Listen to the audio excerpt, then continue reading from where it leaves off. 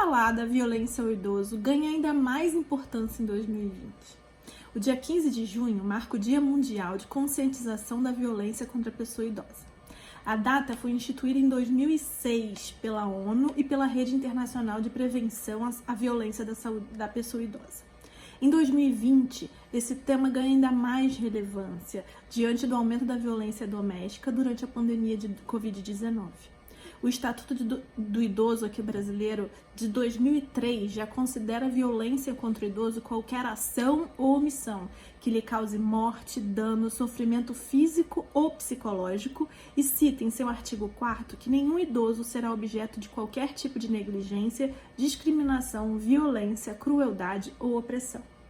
O relatório da OMS, publicado em revista especializada, que foi a Lancet Global Health de 2018, alerta que 1 em cada 6 idosos é vítima de algum tipo de violência que pode ser visível ou invisível. Lembrando que esse é um dado de 2018.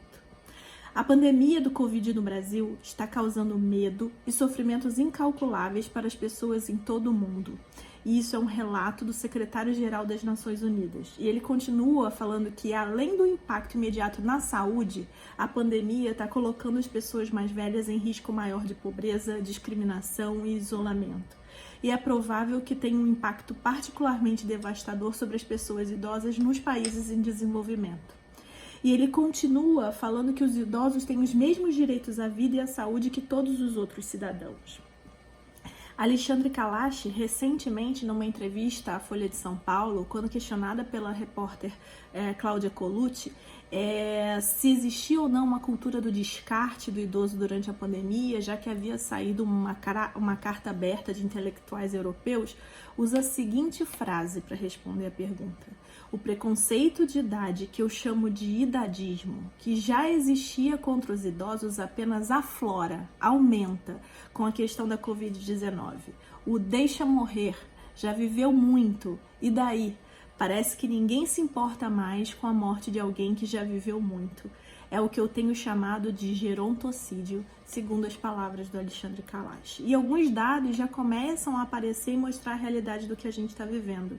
Pernambuco já fez uma pesquisa através dos dados do Centro Integrado de Atenção e Prevenção à Violência da Pessoa Idosa, CIAP, que desde o dia 12 de março, quando começou os primeiros casos de Covid lá no estado, até o dia 6 de abril, houveram 33 denúncias, contra 18 no mesmo período do ano passado, um aumento de 83%.